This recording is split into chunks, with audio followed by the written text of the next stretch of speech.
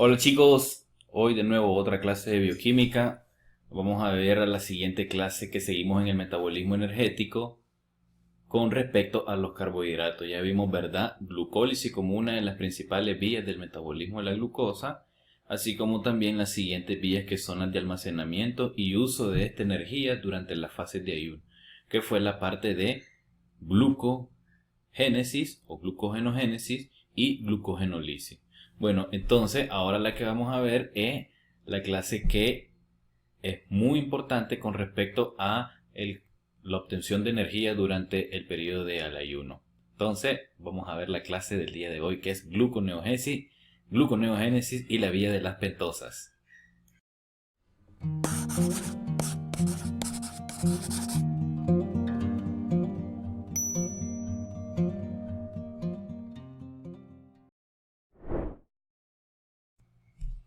Bien, entonces de lo que estamos hablando, que es acerca de la gluconeogénesis, es básicamente lo que nosotros obtenemos o nuestras células mantienen el consumo energético constante para mantener su funcionamiento ideal, ¿verdad? En uno de los ejemplos que hemos estado viendo, por ejemplo, principalmente es el de la neurona, donde es una célula que necesita constantemente el aporte de glucosa para poder degradarla y obtener la energía de ATP, ¿verdad? Y que en condiciones bastante bajas o en condiciones disminuidas puede ser muy perjudicial e incluso hasta producir la muerte o desencadenar la muerte, ¿verdad? Entonces, ciertos vías metabólicas que son las encargadas de mantener este nivel constante de glucosa para ciertos de estos tejidos. Una de estas vías que sigue después de la degradación del glucógeno es la obtención de ATP o glucosa a partir de compuestos no carbohidratados, en este caso principalmente los aminoácidos, ¿verdad? Entonces veamos que el hígado, que es el principal, en este caso el órgano encargado, como nuestra fábrica, quien mantiene los niveles de glucosa, ¿verdad? Aparte de realizar los procesos de degradación del glucógeno, también la que vamos a ver que es la gluconeogénesis, ¿ok? Así como en el comportamiento de la glucogenólisis, ¿verdad? Y la glucogenogénesis, donde tienen un control hormonal igual a gluconeogénesis, tienen el mismo control, ¿verdad? En el cual las hormonas contrarreguladoras son las principales encargadas, en este caso, de mantener la gluconeogénesis, principalmente el glucagón, ¿verdad? La epinefrina podría serlo también, ¿verdad? Y en ciertos casos el cortisol. En ayuno el glucógeno cae dramáticamente rápido en las primeras 12 horas. Esto quiere decir que lo primero es que vamos a degradar el glucógeno. Después de pasar en ayuno aproximadamente entre 12 a 24 horas es donde se empieza a dar el proceso de gluconeogénesis para poder mantener esto. ¿Cuáles son los tres principales sustratos, verdad? Aunque son muchos, los tres principales que son los que pueden este, darnos en este caso la glucosa, ¿no? Puede ser a partir de glicerol 3-fosfato, de donde se obtiene ¿verdad? Que es la degradación de los triglicéridos en los adipocitos. Ahora, triacilglicerol, estos se van degradando cada uno hasta quedar ácidos grasos libres, ¿verdad? El otro compuesto que tenemos es el ácido láctico, el lactato. En este caso, ¿verdad? Si estamos en una situación donde necesitamos mucha energía y no tenemos la obtención de carbohidratos, entonces el lactato proviene de la glucólisis anaeróbica, ¿verdad? Que puede ser, como vamos a ver más adelante, durante el ciclo de Cori, ¿verdad? O en procesos de mayor estrés. Y uno de los principales, que son los aminoácidos que pueden producir glucosa o aminoácidos gluconeogénicos. ¿De dónde se obtienen principalmente estos aminoácidos? Principalmente de las proteínas de los músculos, ¿verdad? Y esto toma mucha importancia, por ejemplo, en las enfermedades, ¿verdad? Que tienen un catabolismo exagerado, como por ejemplo en la diabetes, donde por la falta de insulina, la obtención de energía conlleva degradar proteína y es lo que hace que los pacientes pues tengan demasiada pérdida de peso, ¿verdad? Y se asocia esta baja trofismo en estos pacientes. ¿Cuáles son los aminoácidos encargados, verdad? Pueden ver que están clasificados de tres maneras: cetogénico, cetogénico y glucogénico, ¿verdad? De las dos maneras, y glucogénico, ¿verdad? También vamos a ver en la parte de la vía de los ácidos grasos la cetogénesis, ¿verdad? O la producción de los cuerpos cetónicos como un mecanismo también de producción de energía. Podemos ver entonces leucina, lisina son capaces de producir cuerpos cetónicos. Ambos, ¿verdad? Tenemos la fenilalanina, tirosina, triptófano, isoleucina y treonina. Y dentro de los glucogénicos, el resto de los aminoácidos, ¿verdad? Entonces, veamos que esta sería entonces la principal imagen o la imagen que debemos de guardar en la cabeza para entender la gluconeogénesis y cuál es el objetivo. Entonces, si tenemos aquí, desde la vía que hemos estado viendo previamente, la glucosa, que viene la degradación hasta abajo, hasta producir el piruvato, luego acetilcoenzima A y luego producir los ATP, que es la vía, ¿verdad? En este caso, hacia luego el anabolismo y la creación de glucógeno. En este caso la gluconeogénesis se encarga de obtención de glucosa. Este va a ser el punto final, ¿verdad? No en el caso contrario que es el ATP. El punto final es la glucosa, ¿verdad? Entonces vamos a ir, ¿verdad?, de ciertos compuestos, como son los que hemos mencionado previamente, cómo van a ser vías metabólicas alternas, cómo se van a dar y lograr hasta este punto, ¿no? En el caso, recordamos que en la glucólisis las tres enzimas reguladoras, recordemos que eran glucoquinasa, fosfofructoquinasa y la última piruvatoquinasa en la formación de piruvato, ¿verdad? Eran las reguladoras, ¿verdad? Porque en este caso solo servían desde un punto unidireccional, ¿verdad? Recorremos entonces en la clase de reacciones enzimáticas donde ciertas enzimas pueden tener ciertas reacciones reversibles y otras son irreversibles. Por eso son las principales enzimas reguladoras. Entonces aquí nos vamos a encargar entonces de buscar cuáles son esas enzimas reguladoras en la gluconeogénesis que son, ¿verdad?, únicas durante su paso de irreversibilidad y por lo tanto se vuelven reguladoras en la fase de la gluconeogénesis.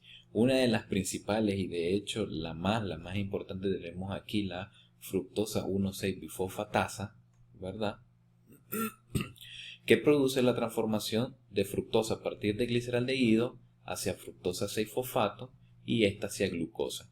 Y de nuevo otra glucosa muy importante que es la glucosa 6-fosfatasa, ¿verdad?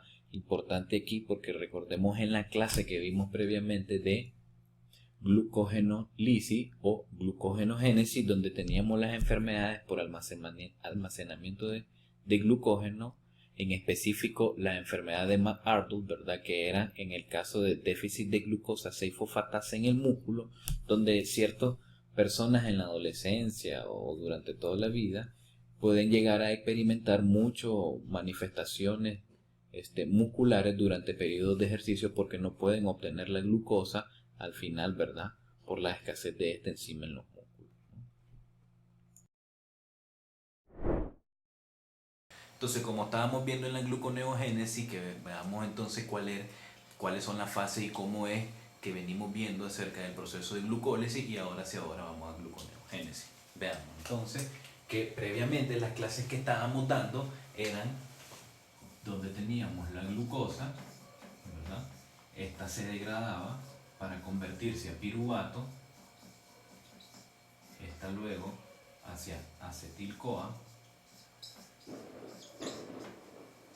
y este acetil-CoA, ¿verdad?, es donde entraba al ciclo de Krebs, ¿verdad?, y producir los ATP, ¿verdad?, que son los necesarios.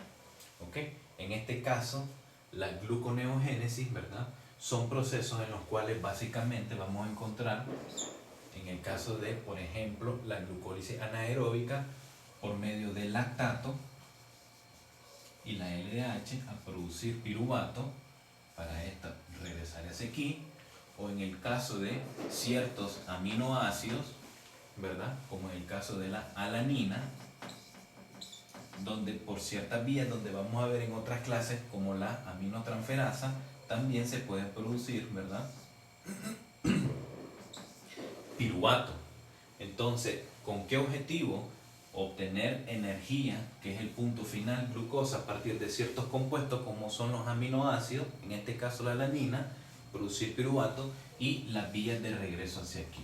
Esas vías que estamos viendo en este caso, estas vías de aquí, es lo que vamos a estudiar como gluconeogénesis, ¿verdad? Pero sin embargo, vamos a ver otros casos muy interesantes donde para poder lograr piruvato, porque ciertos compuestos, como en el caso de la beta-oxidación de los ácidos grasos, pueden producir acetil-CoA. Pero la acetil-CoA nunca, ¿verdad? Nunca de ninguna manera puede volver a producirse piruvato hacia arriba. Entonces aquí también vamos a ver ciertos mecanismos donde la acetil-CoA tiene que sufrir ciertos cambios, como en el caso de hacia oxalacetato y después hacia piruvato, ¿verdad? Y entonces aquí es donde resumimos un poquito lo que vamos a ver. De eso se trata la gluconeogénesis. Vamos a ver entonces con las diapositivas cómo se ve también desde otro punto para mejor explicarlo también. Entonces, continuemos viendo que los tres principales, ¿verdad? Sustratos, como habíamos dicho, que uno de ellos era el glicerol trifosfato, que este que tenemos aquí, que proviene de principalmente la degradación de los triacilglicéridos, ¿verdad?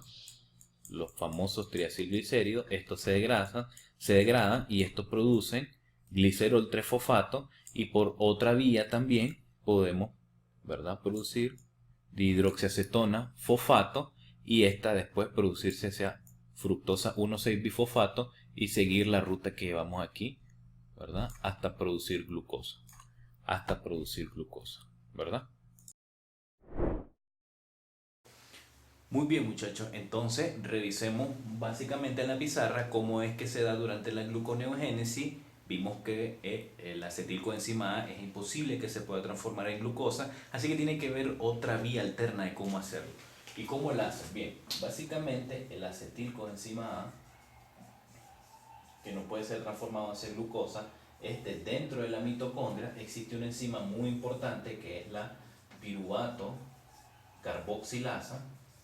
Importantísimo, recuerden las carboxilasas que necesitan biotina, ¿verdad? ATP, biotina, ¿verdad? Y dióxido de carbono. Esta enzima, ¿qué es lo que se encarga, ¿verdad?, de transformar el piruvato dentro de la mitocondria hacia oxalacetato, ¿no? Y después este oxalacetato se transforma en malato, y como vimos, ¿verdad?, por un proceso de la mitocondria, ¿verdad?, como la cadena respiratoria, que se llama la lanzadera de malato, donde los empieza a sacar, este malato logra salir hacia el citoplasma. Este de nuevo se transforma en oxalacetato, ¿verdad?, y este oxalacetato luego hacia fosfoenolpiruvato, ¿verdad?, el compuesto altamente energía que hemos visto desde biofísica, para después volver a convertirse en piruvato. Pero hey, vean bien, ya estamos en el citoplasma. Una vez que estamos en el citoplasma, ahora sí el piruvato puede irse con su vía, ¿verdad?, contraria hacia producir la glucosa en el citoplasma, y esta irse hacia el torrente sanguíneo, y hacia el resto de los tejidos. Entonces aquí lo importante es cómo la betoxidación produce acetilcoenzima A, ¿verdad? Este puede ser transformado a partir de piruvato dentro de la mitocondria hacia oxalacetato con la piruvato carboxilasa, enzima muy importante, parte de la regulación de la gluconeogénesis. Este se transforma en malato. ¿Para qué? Para poder salir vía lanzadera hacia el citoplasma, toda esta área de aquí, y de nuevo se vuelve a transformar en oxalacetato para pasar de nuevo hacia fosfoenolpiruvato, ¿verdad? Es un proceso de llegar de nuevo hacia fosfoenolpiruvato y piruvato para poder llegar a glucosa a partir del acetilcoenzima, ¿verdad? Y esta es la manera en cómo lo hace, ¿verdad? Espero hayan entendido.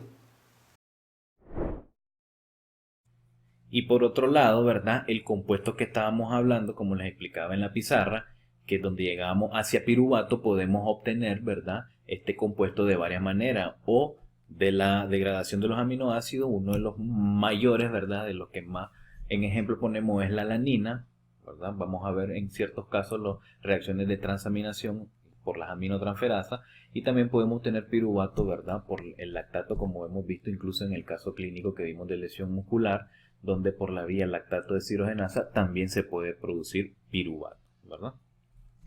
Ok, la cuestión entonces está, como les dije en la pizarra, cuando producimos acetilcoenzima A, ¿verdad? Que también es un compuesto altamente de energía, pero en este caso no necesitamos ATP en esta célula.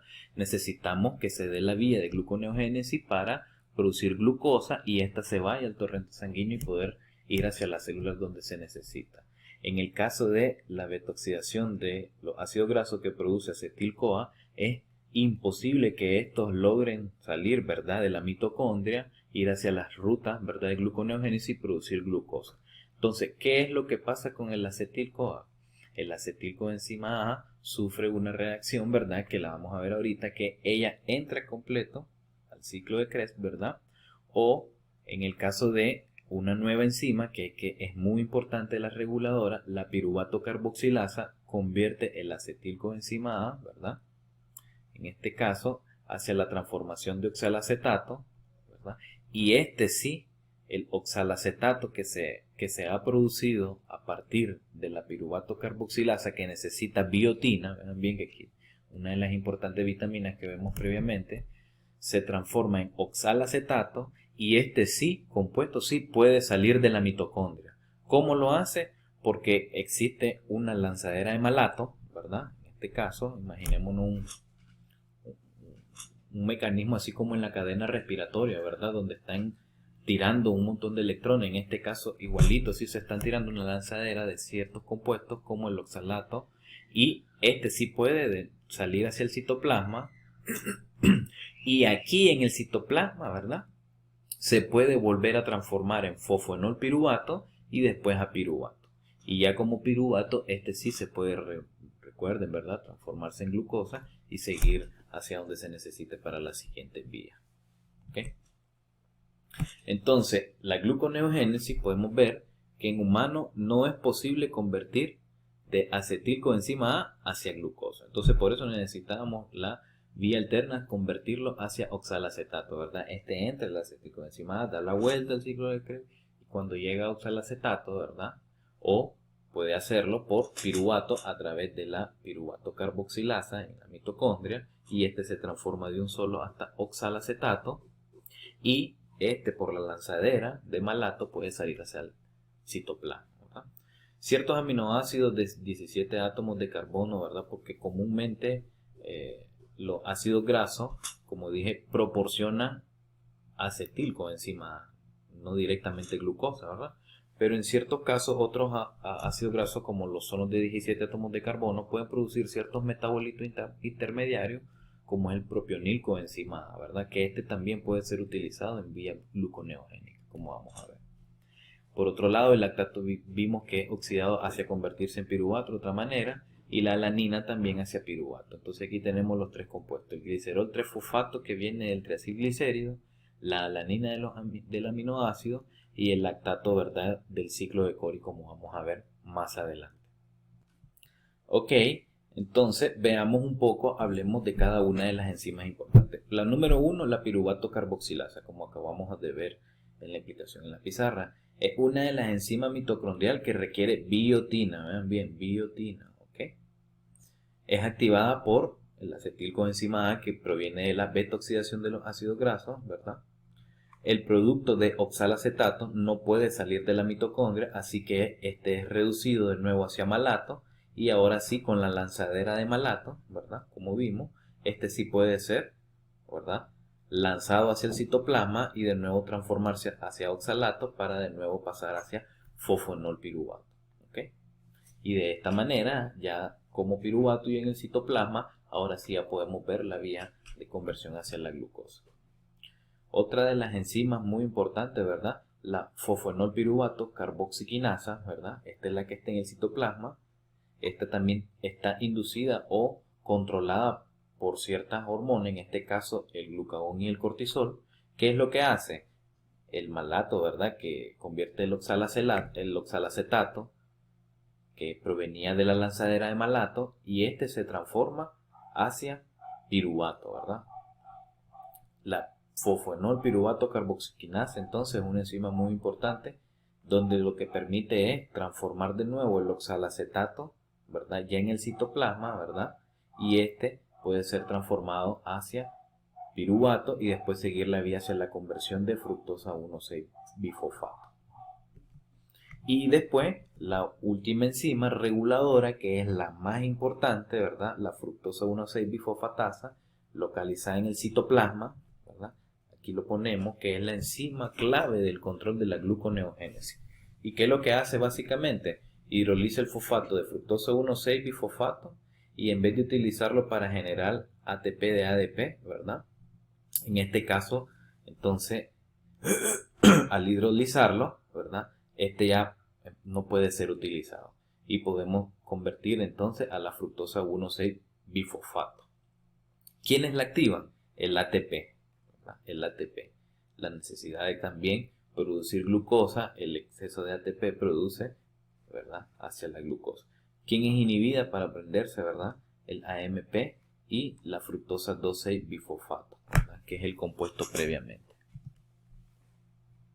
Y el último enzima, ¿verdad?, que es cuando de fructosa pase a glucosa, que teníamos una implicancia clínica porque es la enzima, ¿verdad?, asociada a la enfermedad de McArdle. Cuando hay deficiencia en el músculo puede producir ciertos calambres, dolor, malestar, etcétera, ¿verdad? Esta se encuentra ya en el retículo endoplásmico, vean bien.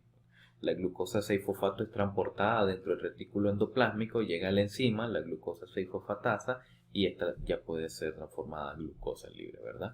Esta glucosa libre es transportada hacia el citoplasma y después la célula la libera hacia el torrente para que pueda ser utilizada por cualquiera de las células que vaya a dar durante el transporte, ¿verdad? Es importante notar que la glucosa producida por la gluconeogénesis hepática, esta no representa una fuente de energía para el propio hígado, ¿verdad? Normalmente es la producción de ciertas células que necesitan constantemente de glucosa, ¿verdad? La gluconeogénesis requiere cantidades de ATP, ¿verdad?, que es proporcionada por la beta-oxidación de los ácidos grasos. Es una vía donde para producir glucosa se necesita energía.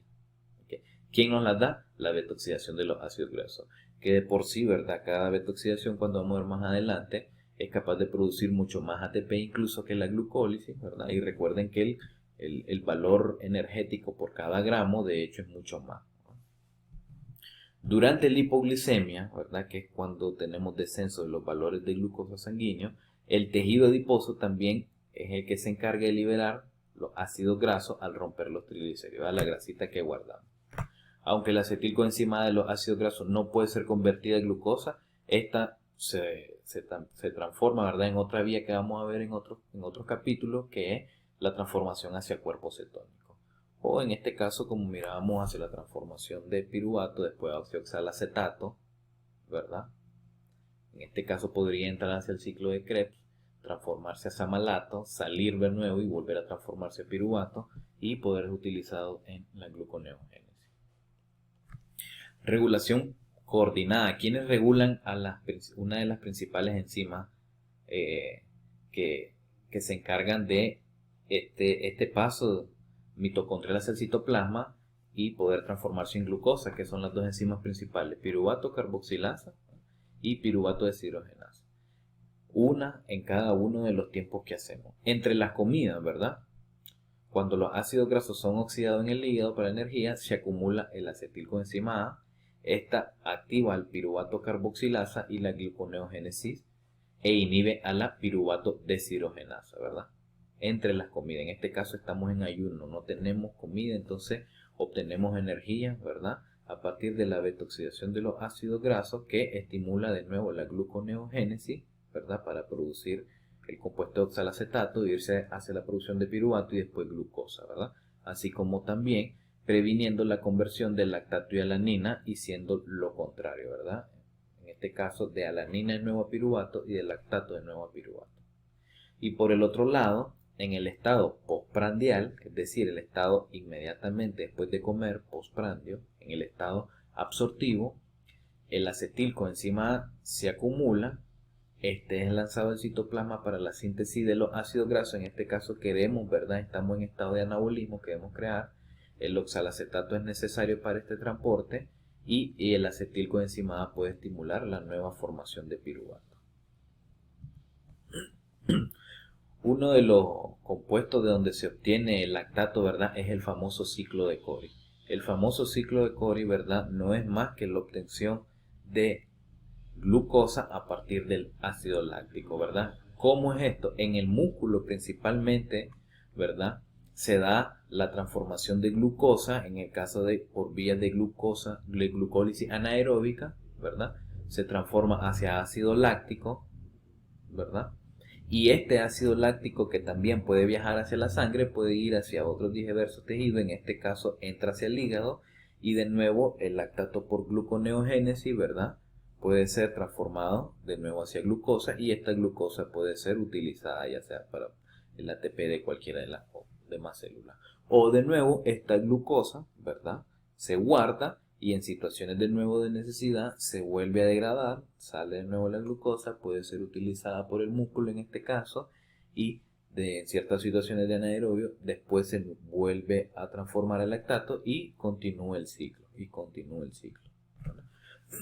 Algo muy importante que está relacionado con la gluconeogénesis, ¿verdad? Es el caso de los pacientes que están o que consumen mucho licor y presentan hipoglicemia, ¿verdad? La explicación de esto es desde el punto de vista bioquímico. ¿Cómo se da desde este punto? Los alcohólicos son muy susceptibles a la hipoglicemia, ¿verdad?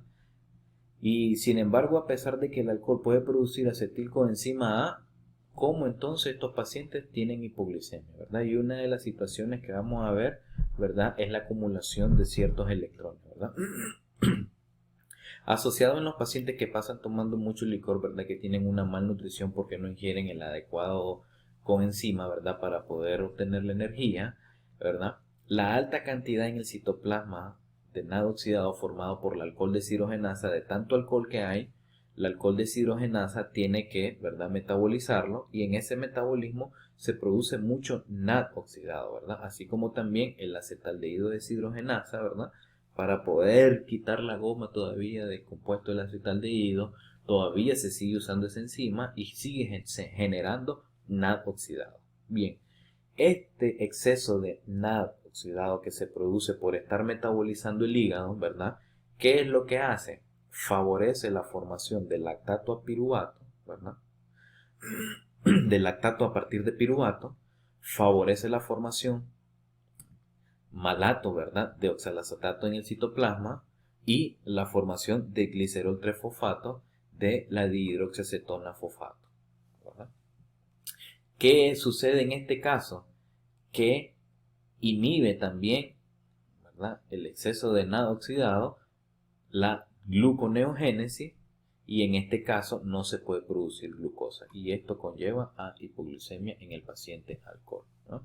Entonces, en el caso de estas dos enzimas, alcohol deshidrogenasa, acetaldehído deshidrogenasa, con tal de metabolizar el alcohol, ¿verdad?, se produce exceso NAD, ¿verdad?, NAD oxidado, y la acumulación, ¿verdad?, ¿qué es lo que hace? Inhibir la gluconeogénesis. Al inhibir la gluconeogénesis, ¿verdad?, ¿qué es lo que también puede surgir intermediariamente? Bueno, puede inducir también a la acumulación de ácido graso en el hígado, ¿verdad?, que es lo que le llamamos ácido graso o esteatosis hepática, ¿verdad? Y esto, si no se trata por el consumo del alcohol, es lo que conlleva a degeneración de los hepatocitos, con la consiguiente después hepatitis alcohólica y después por el estadio final, que es la cirrosis hepática, ¿verdad? Veamos un caso muy bonito, ¿verdad?, relacionado también con el consumo del licor y el ejercicio extremo, ¿verdad? Por ejemplo, en el caso de una persona que corre un maratón de 20 kilómetros, 24 años de edad, después de estar extremadamente deshidratado y sediento, viene el paciente, la persona, y se bebe un six-pack de cerveza bien fría, una victoria. Y poco después de habérselas tomado, el paciente se vuelve muy débil y con lipotimia. El paciente casi que pierde el estado de alerta, se cae, ¿verdad?, y refiere muchos dolores musculares con calambre, ¿verdad? ¿Qué es lo que sucedió aquí? Lo que acabamos de explicar. Entonces, el exceso de alcohol, ¿verdad?, el paciente que estaba con poca glucosa ya había degradado lo poco de glucógeno que le quedaba, la glucólisis anaeróbica que hizo durante el ejercicio, ¿verdad?, tenía que haber generado demasiado NAD oxidado durante estos procesos, ¿verdad? Por ejemplo, el de la glucólisis anaeróbica, y tenía que darle chance, ¿verdad?, de nuevo al descanso, a la hidratación y a la alimentación para volver a generar glucosa y volver a cambiar el metabolismo, ¿verdad? Sin embargo, al ingerir licor, se acumula el exceso de NAD oxidado que ya estaba acumulado, inhibe la gluconeogénesis y el paciente presenta un ataque de hipoglucemia. Se volvió muy débil y con lipotimia. Esto le dio calambres musculares y mucho dolor.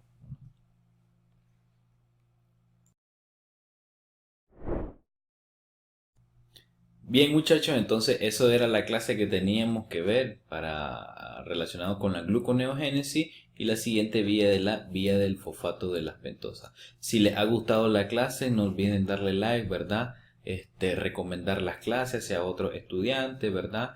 Estar atento a las siguientes clases que vamos a subir, ¿verdad? En el siguiente contenido vamos ya a pasar al metabolismo de los lípidos, de la grasa. Con esto damos fin al metabolismo de los carbohidratos, ¿verdad? Espero les haya gustado, les haya entendido y que hayan entendido la correlación clínica, que como les he dicho es lo que importa, ¿verdad? En la carrera de medicina es muy importante que la bioquímica se correlacione con la clínica para que le tomamos aprecio, ¿verdad? Entonces espero que les haya gustado, muchachos, y nos vemos en la siguiente, ¿verdad? Chao, nos vemos, muchachos.